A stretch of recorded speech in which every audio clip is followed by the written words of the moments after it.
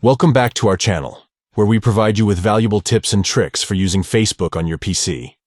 In today's video, we'll show you how to allow everyone to comment on your posts. Let's dive in. Step 1. Open Facebook by visiting the website or launching the app on your PC. Step 2. Click on your profile picture located in the top right corner of the screen. Step 3. Now, click on Settings and Privacy to access your account settings. Step 4. In the Settings menu, click on Settings to proceed. Step 5. From the left-hand side, locate and click on Privacy to manage your privacy settings. Step 6. Within the privacy settings, find and click on Public Posts. Step 7. Next to Public Post Comments, click on the button.